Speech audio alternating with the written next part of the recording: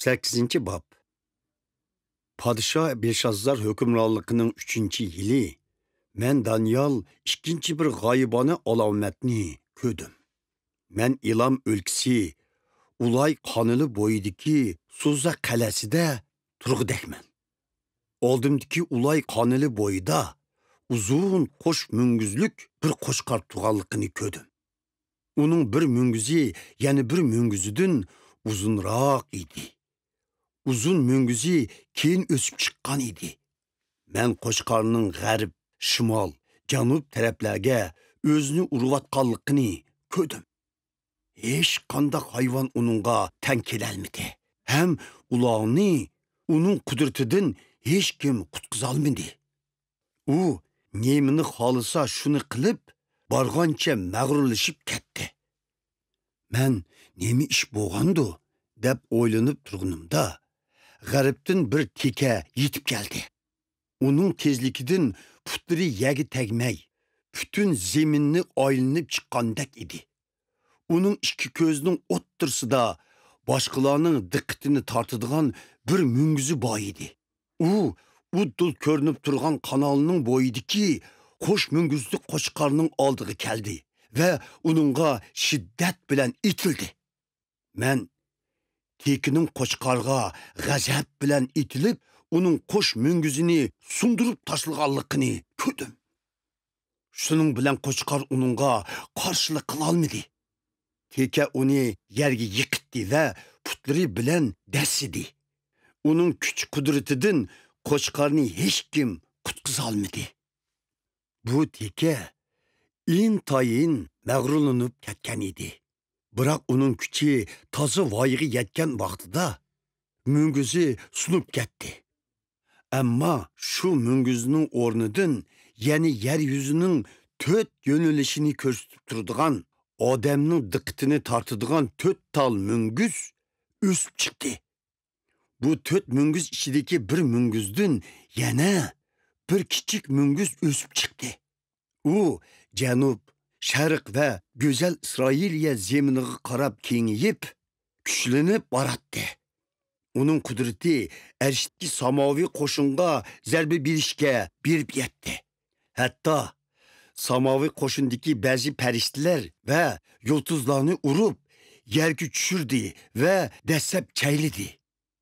U ershtki samavi qo'shinning sarkarchisi bo'lgan Xudo bilan qarshilashib, uningga qilinadigan kundalik qurbonliqlarni to'xtatdi va uning muqaddas ibodatxonasini bulg'idi.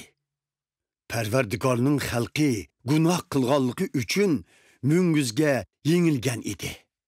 Şuna kundalik qurbonliqlar to'xtadi. Haqiqat darbsandi bo'ldi. Bu müngüzning hamma ishlari shunchalik ravon bo'lib o'tdi. Men ikki farishtaning o'zaro so'zlashayotganligini angladim. Birsi, bu vahiyda deyilgan ishlar qachongacha davom etar?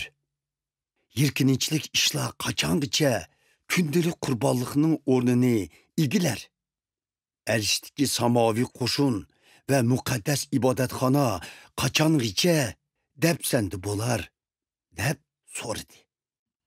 Yana biri 2300 kecha va kunduzdan keyin ibodatxona asliga keladi deb javob berdi. Men Danyal g'oyibona alomatda zohir bo'lgan bu ishlarni ko'rgandan keyin uning ma'nisini bilmoqchi bo'ldim. Shu chog'da turqi odamga o'xshaydigan birsi oldimda paydo bo'ldi. Shu paytda men Jabroil bu g'oyibona alomatda zohir bo'lgan ishlarning ma'nisini bu odamga aytib bergin degan bir ovozning ulay qonilidan chiqqanligini angladim. Jabroil oldimga keldi. Men qo'rqib yerga bosh qo'ydim. U menga: "Ey odam, shuni bilginki, bu g'oyibona alomatda zohir bo'lgan ishlar zaman oxirining bishoratidir" dedi. U menga gap qilayotganda men hoshimdan ketgandek bo'lib yerda dum yotdim. U menga qo'lini tekkizib turg'izib qo'ydi da mundoq dedi. Men sana Parvardigorning g'azabi kelgandan keyin nemi ishlarning yuz berdiganligini deb beray. Chunki bu g'oyibona alomatda zohir bo'lgan ishlar zaman oxiridan beshoratdir. Sen ko'rgan qo'sh munguzlik qo'chqar Midiya va Persiya podshohliklarini ko'rsatdi. Teke Yunan podshohligini ko'rsatdi. Uning ikki ko'zi o'tirsidagi cho'ng munguz bo'lsa, Yunan podshohligining tunji podshohidir. Sunib ketgan bir munguzning o'rnini egillagan 4 munguz bo'lsa, bu podshohlikdan bo'linib chiqadigan 4 podshohlikdir. Bular oldingisidek qudratlik bo'lmaydi. Bu 4 podshohlikning oxirgi yillari ularning gunohlari chekidan ishib, yovuz, hiyligar bir podshoh maydonga keldi. Uning kuchi shunchalik zo'raysimu, ammo bu o'zining kuchi bilan bo'lmaydi. U ko'p vayronchilik elib keladi. Nemi ish qilsa shuningda g'alaba qiladi. U qudratlilarni, Xudoning taqvodorlarini vayron qiladi.